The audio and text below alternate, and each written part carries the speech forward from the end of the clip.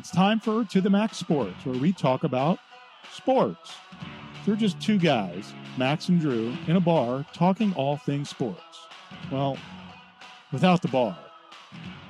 And the beer. Wait, why aren't we in the bar?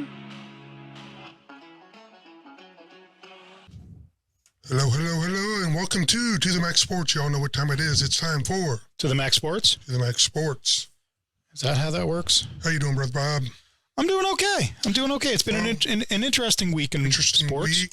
Next time we talk, I can't hear anything now. Next time we talk, it will be more interesting. I'll be in sunny South Florida all next weekend, so we're going to find a able fill-in for the seat. So you're going to go to Mar-a-Lago and go to the bathroom and see if you can't find some nuclear secrets next to the toilet? I am going to just stand by his house and wave a flag for a week and hope he shows up. Oh, man. Okay, man. 30 seconds, we got political. How about that? That's not political. I wasn't being political. I would have said that about anybody who has nuclear secrets next to the toilet. I mean, nothing speaks to me to make my bowel movements more fluid than nuclear plans. Yeah, at least he didn't have him next to his Corvette in an open garage. Oh my God. Anyway, you know, Bob, I almost cried the other day. Let's see, who died? And you know the last time I cried? When Old Yeller died at the end of that movie? Old Yeller, but then Bambi? also when Carl killed Doyle in Sling Blade, I cried. Okay. When he was eating those mustard and biscuits after he killed Doyle. So why did you cry the other day? Shannon Sharp said his goodbye, and they hugged and kissed and loved on each other. I don't watch that show, so I don't care. Man, it was a good show. Two guys, mano a mano, debating, no screaming, no yelling. They were fastidious about their craft. They both brought their A game, and that's the kind of stuff I like. Well, I think my North Star for that is still Pardon the Interruption. Yeah, Wilbon and Kornheiser. I'll try it out. You know, these pregame shows, though, I mean, and now with the NBA, you got Charles, Shaq, who else is Mike on Greenberg, Mike Wilbon.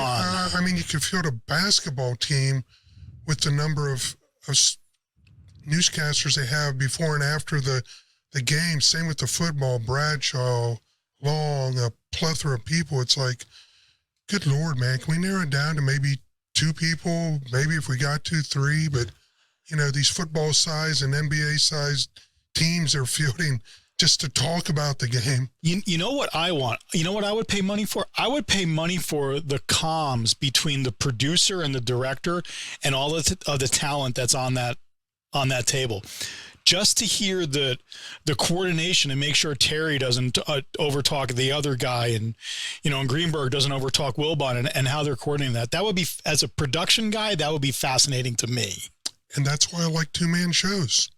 I liked Undisputed. You like the Kornheiser show. Mm-hmm. You know, just you don't get overwhelmed with 5 or 6 people trying to put in their stupid point of view. Okay, so we always have a stupid point of view here. Stick around, guys. In my former Bud Light holding fingers, I've got sports trivia. Just to know we don't know the answers. We suck. If you beat us, it's probably not hard to do. We've had a terrible couple weeks. Yeah, I think what we need to do is we need to throw some softballs to each other. Like, after how many... Joe Biden interview? Like, no. Like, how many balls does it take to get a walk? Or how many balls are on a basketball game during a basketball game? How many do they play with? Yeah. Yeah, man, we may have to simplify it. Stick around for that, guys. Well, one thing I was right about, and, even the clock's right a couple times a day, I predicted the series would end 4-1. Which we're talking the Nugget. We're talking the Nugget first, yeah. And we were both a little excited after they stole that second game in Denver, but then it goes to reality hit, and the Joker came credit where credit is due. They didn't steal that game. Spoelstra put together a really, really good game plan for Jokic, and they executed on it. Mm-hmm. And I thought in Game 5, it almost looked like history repeating, because Denver was cold as ice up until the fourth quarter.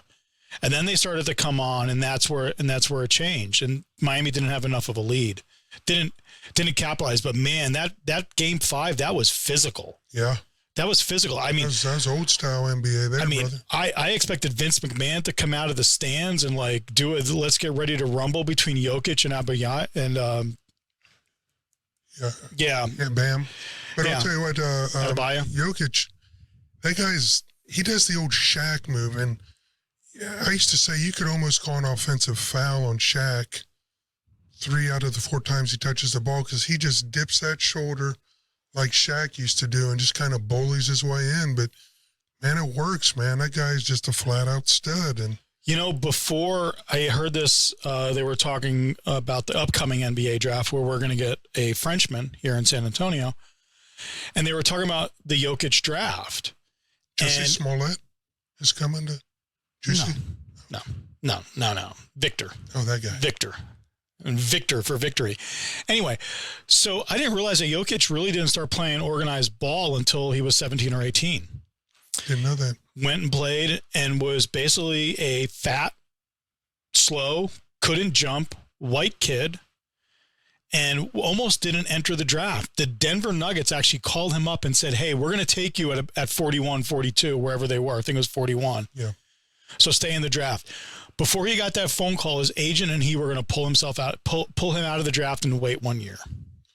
Well, they even made a trade during the series. Denver's kind of setting themselves up with they've got their stars, their 2 or 3 stars, and now they're positioning themselves for the role players. I think you're going to see that more in the NBA now, where you're going to have the max contracts for your 2 or 3 guys, and then you're going to have a bevy of role players to move around that sun, and they're the lunar moon around it. Yeah.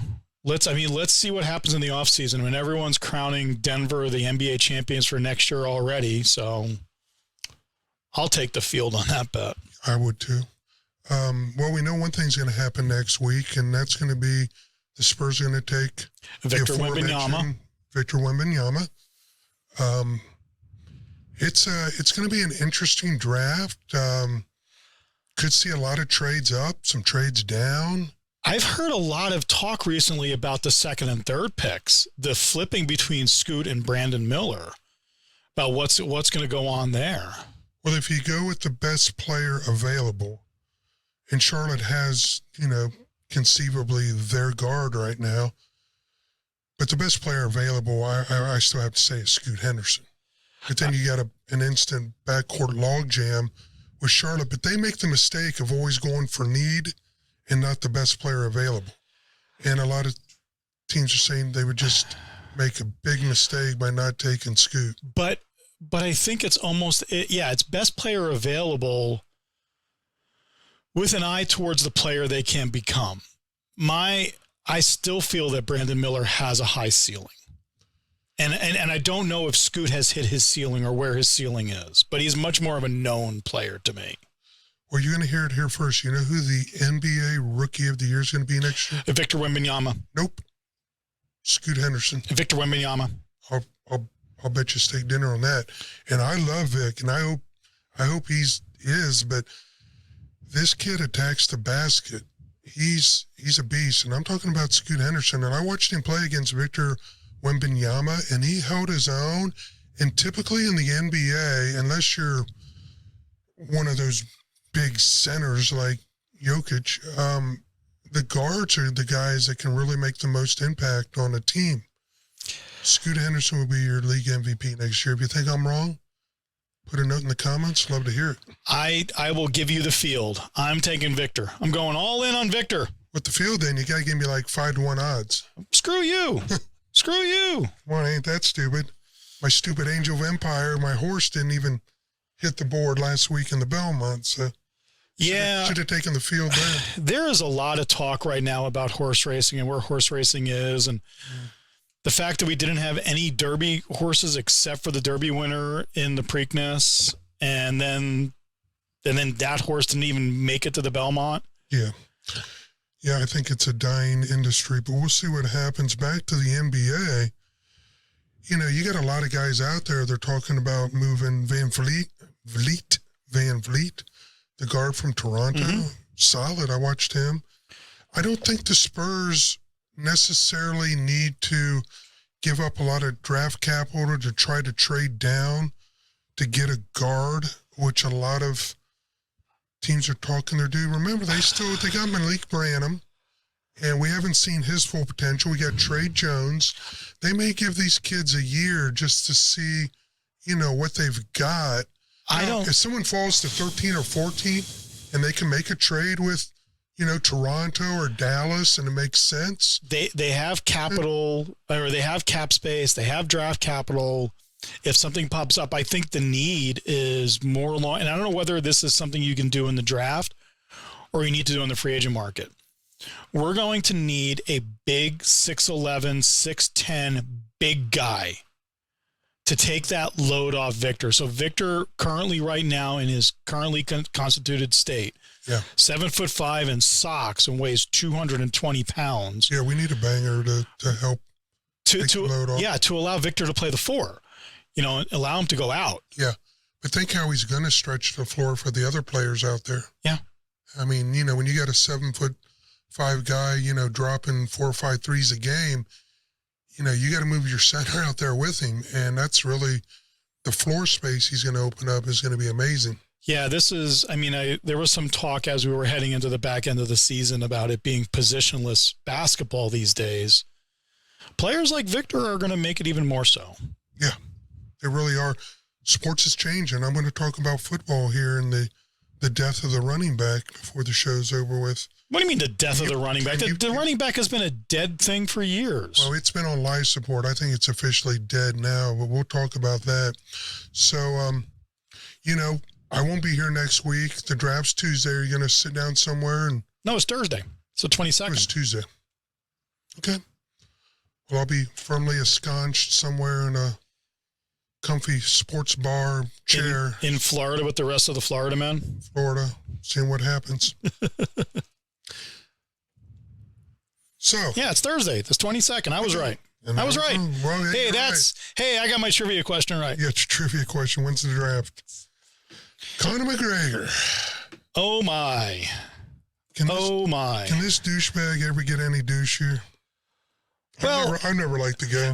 There is now speculation. So we have the clips. I'm going to pull it up and we're going to play this.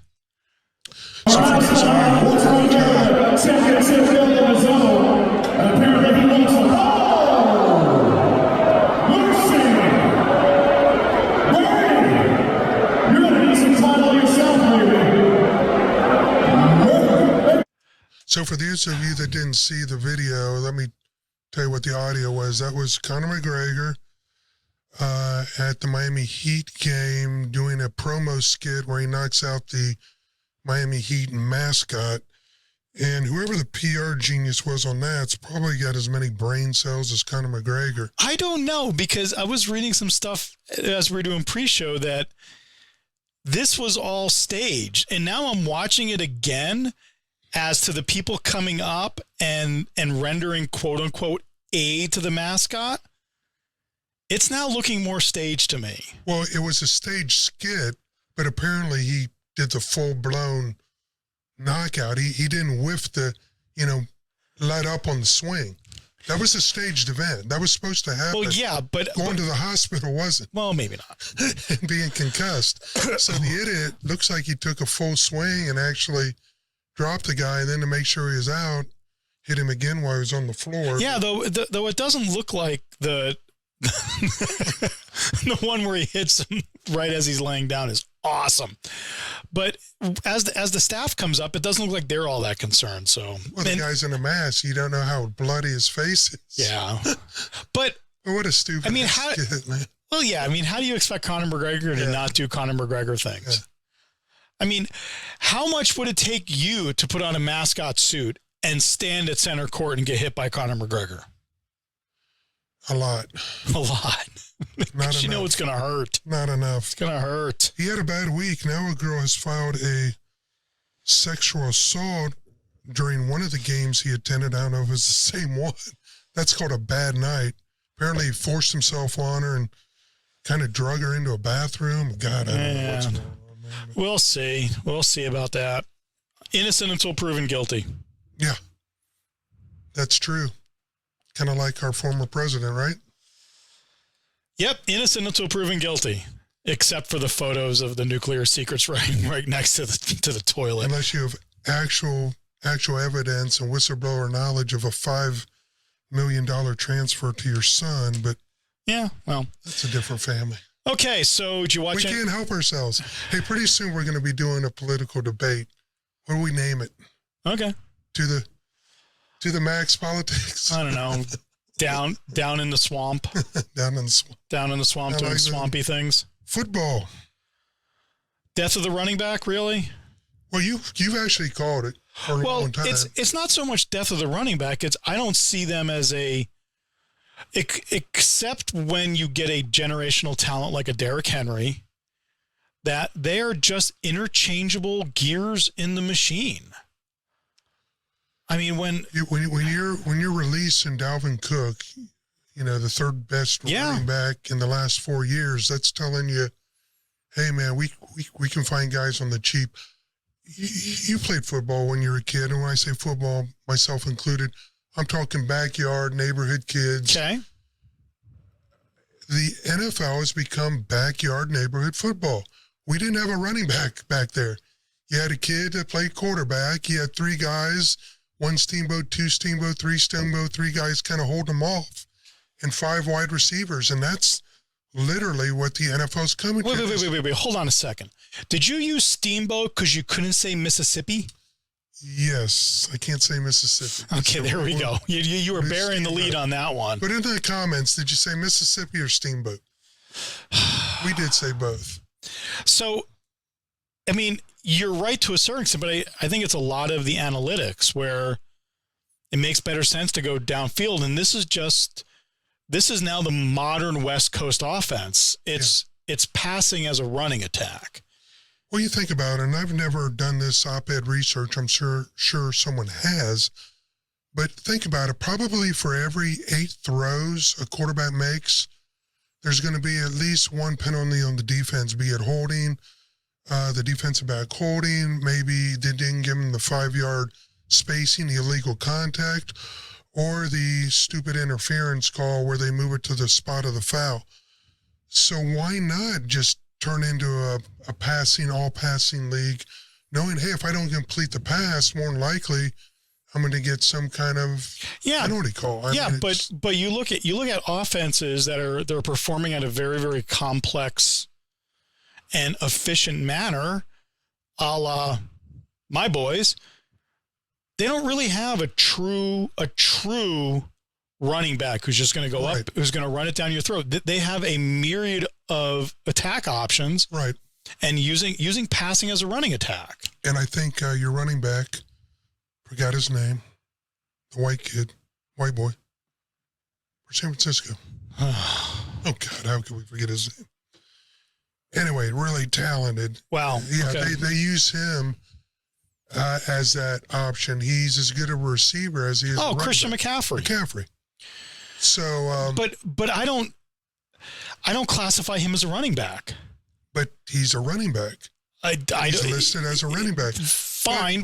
I'm listed at 180 on program weight, and I'm not 180. But to your point, he can play receiver as well as he can run the ball, and that's what you're going to see. I think more in the modern running back is he's going to be a hybrid receiver. There's going to be a lot less time running the ball unless it's fourth quarter and you're protecting a 3-touchdown lead, which even nowadays with the passing, who knows if you can possibly easily come back from that. So okay, it is the death of the running back, which it's the way it is.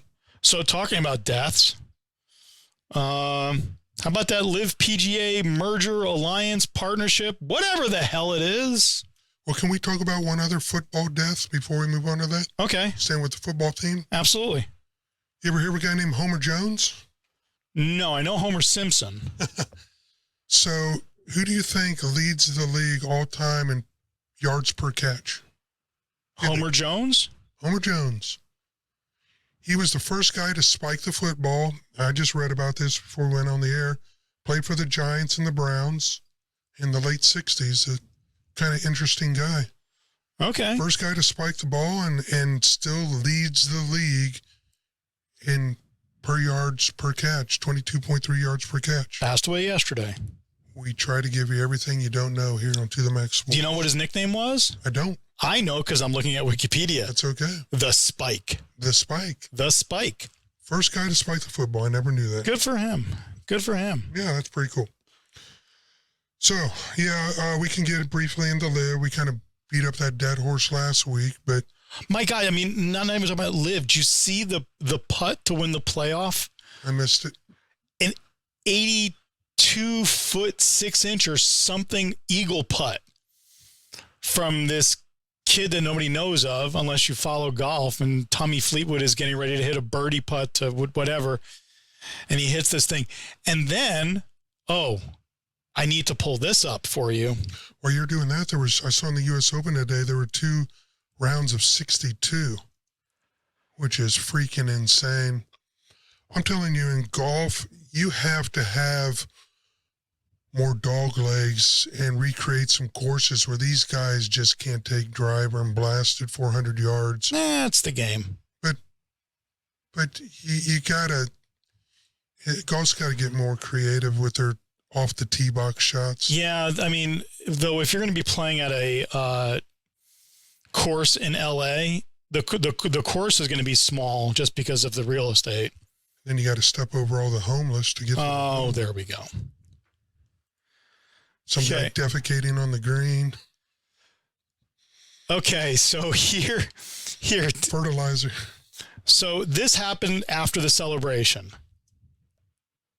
PGA professional golfer. He was playing in the tournament, and so he was on the sidelines with a lot of other Canadians like Mike Weir, and he was just wearing a green sweatshirt and a black hat, watching like everyone else in the grandstand. And then what happened was when Nick Taylor hit that final putt, he got really excited. That's a one of golf his player friends that or got someone, tackled. another press gallery person, gave him a bottle of professional. champagne, And so he ran onto watching like they everyone thought else he in the was grandstand. just a And then what fan. happened Good was when They dropped him on like that protester leaving Trump's motorcade, man. Wow, yeah, that was They're on that dude like a hobo on a ham sandwich. that was pretty awesome. So that's crazy. So there's. Can you imagine if they would have hurt him? Oh my God! So that was a tournament player in the tournament that the security staff thought was just a Yahoo. That's fucking crazy, dude. So we a few more bits of information have dropped about what's happening with Liv and the PGA. It is now not a merger. It's not a takeover. It's a alliance. It looks like there's going to be some equity for PGA players that stayed. And who predicted that last week? You did, probably, since you're asking the question. Okay. Who predicted 4-1 in the playoffs? Yeah, but did you predict 4-1 in the Stanley Cup? I did not do that. Who can't answer a trivia question? Wow, did the Vegas Knights destroy the Panthers? Yeah, that last game was, I tuned it out after it was about 4-1. No, that was crazy. This shit show's over. That was crazy. If it was a boxing match, they would have stopped it. That was crazy. Well, let's live on with some sports trivia. Okay, pick your poison. Short and brief. Oh, you got some cards. I do have cards. How about baseball? Baseball been very good to me. Very good. Oh, it's a long question. There is one out with a runner on second. Okay. Batter grounds to the shortstop, who is accidentally bumped by the runner from second before he fields the ball. Even so, the shortstop manages to throw out the batter running to first. Does the runner get to stay on third since the shortstop was able to make a play? I think it's interference, and they actually call the runner out too. That is. I think I'm going to give it to you. There's a second part of this answer. The runner is out. The batter is awarded first base. Yeah. Once the interference at the dead ball. Good.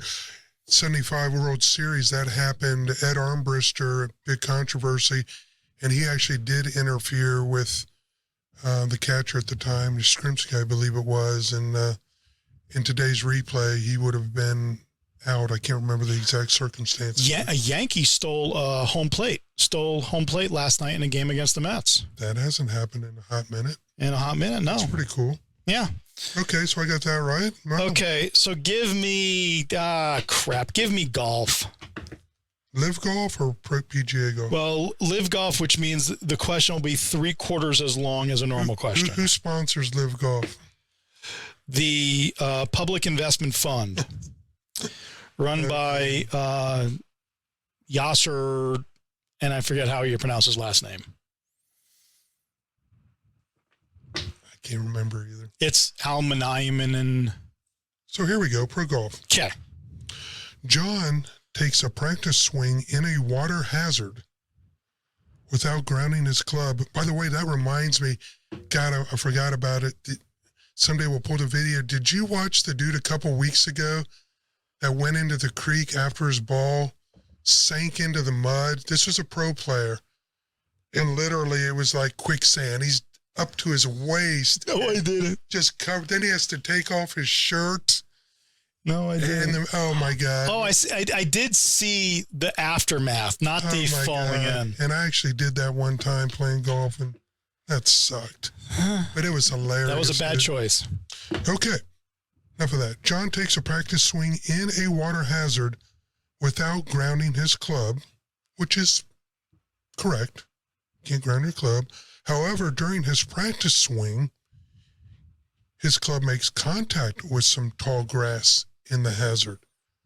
Does he incur a penalty for this?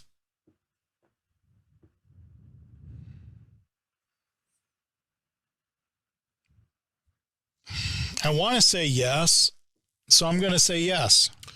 You are incorrect, sir.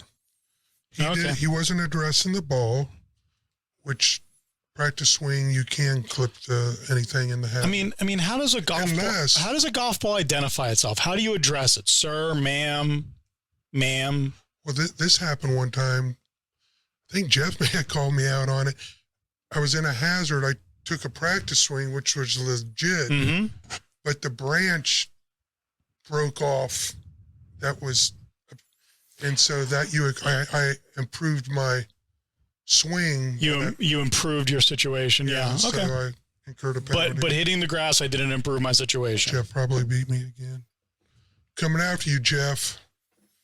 We're talking about Jeff, whose show is The Unrestricted. The Unrestricted. Check that out, folks, if you get a chance. We'll try to have Jeff on. He's all pro basketball. Well, So I finally beat you outright. No ties. There's nothing wrong with finishing second, Bob. you see to go political on this, you see OU College World Series, the players, their post World Series conference. I did not. Okay. But I have a phone. You're going to pull it up. Oh, I'm trying to pull it up really fast. I'm trying to find a good short one. There we go. This one will work. So yeah, so they won the World Series. Okay. All great for them. Good job. College World Series. College World Series. This is the men's? No, this is women's college softball World Series. Gotcha. Third in a row. Very, very good. Very, very accomplished team, as it were. So here is their press conference. I'm going to hit play and turn on the sound. Alex Garber with ESPN. For the players, I know you talked about keeping the joy of the game, but I'm curious, it's a long season, right? And you guys have had the target on your back the entire time, the win streak being number one. How do you handle the unique pressure that comes with that? How do you keep the joy for so long when anxiety seems like a thing that could very easily set in? Well, the only way that you can have a joy that doesn't fade away is from the Lord. And any other type of joy is actually happiness that comes from circumstances and outcomes. I think Coach has said this before, but joy from the Lord is really the only thing that can keep you motivated, just in a good mindset, no matter the outcomes. Thankfully, we've had a lot of success this year, but if it was the other way around, joy from the Lord is the only thing that can keep you embracing those memories, moments, friendships, and all of that. So that's really the only answer to that, because there's no other way that softball can bring you that, because of how much failure comes in it and just how much of a roller coaster the game can be. 1,000% agree with Grace Lyons. I went through that my freshman year. I was so happy to win the college. I've talked about this before, but I was just so happy that we won the College World Series, but I didn't feel joy. I didn't know what to do the next day. I didn't know what to do for that following week. I didn't feel filled. And I had to find Christ in that. And I think that is what makes our team so strong, is that we're not afraid to lose, because if it's not the end of the world if we do lose. Yeah. Okay, that's enough. Yeah, that's that pretty awesome. That's we had Randy Hebner from Campus Crusade for Christ on, and if you did get a chance to watch that podcast, that was a couple months ago, and he's going out there to these college campuses and his folks, and they're just, in a benevolent way, not domineering. They're just telling people about their faith. We had George Gervin on. Yeah, I mean, a little bit about his faith. I love people's faith. I love people's honestly held beliefs and what motivates them. They go on to say the whole team is bought into this. So that kind of questions me. I have a little bit of question. Did all the team really buy into this? At the end of the day, that's their business. But, hopefully they didn't catch too much grief, because if they come out and said some other things, you know how that goes. The one thing, so brave. What you won't hear from our mainstream media and our actresses in Hollywood and actors is saying, "Oh, they're so brave." But if she come in and cut off her breasts and said she wanted to be a man tomorrow, then she's brave and a hero. I wonder what the reaction would have been if that had been, instead of joy to the Lord and everything through Jesus, it was joy to Allah and everything through Muhammad. Well, there probably would have been some blowback, because we're still a predominantly Judeo-Christian country. Yeah, that was interesting to me. I always find it really, really weird. Faith is great, but when athletes are all about, praising for the good stuff, what I want to know is, all joy to the Lord, great, I love it, great, I love your faith. But when you lose that game, when you miss that catch, are you also, glory to God for me missing that catch? Well, she just answered the question. She said, when we lose, we realize it's not the end of the world. She just answered your question. Okay. And I do think there's something unique about what I would consider to be a true believer. They're different. I don't know if you've ever. Oh, no. I consider myself a practicing Christian who's working on his sanctification every day. And, just by the grace of God, he's kept me alive. But I've also met people that I would consider to be at a level that there's just a constant joy about them. No, I get it. It's kind of neat, And I'm not there. And I love those people that have that and really can embody that, all glory, and go, whatever happens is God's plan. So if I make the catch, if I don't make the catch, if we win, if we lose, that's part of God's plan, and all glory to God for this plan. And I don't know why we lost, God, but it's your plan and all glory. Well, I don't think God's out there, to be quite honest, deciding baseball games, but probably not. He does gift people, and people have gifts. Yeah. I have the gift of gab. You're an incredible, the things you do, I couldn't do. And some of the things I do, you couldn't do. That's the blessings that are bestowed upon us. And I meet some people that what I would consider to be incredibly gifted with so many talents, and some people squander those, and it's kind of sad, And we're going to be gifted next Thursday night with a 7'5" in his socks Frenchman. Yep. Oh, I am so looking forward to that. It'll be fun. Well, folks, if you had a good time, tune in next week. I won't be here. I'll be here the following week. We will have someone filling in for us. We come out of San Antonio, Texas. So I tell all my friends, my family, if you're on YouTube and you just found this channel, we've got a seat right here. Yeah. Always open. Come in with an opinion. That's all we ask. And now that it's getting hot in San Antonio, we have air conditioning. God. It is brutal. Mother Nature turned a switch and it just became a swamp outside.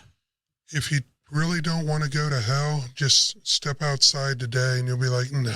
I was on a gig earlier today. In hell right now. Yeah, I was on a gig earlier today, and my camera's been in here for the last couple of days in the nice air conditioning. I get it out, I take it out, my lens immediately fogs over. I'm like, oh my God. Just crazy. It'll cool down in November. My mom used to have a saying that never made any sense, but it's hotter than Billy be damned. There you go. Folks, till next week, we'll see you. Have a great week. Go Spurs. Go Victor. Victor. Just Victor. Go Bucks. Peace OH. out.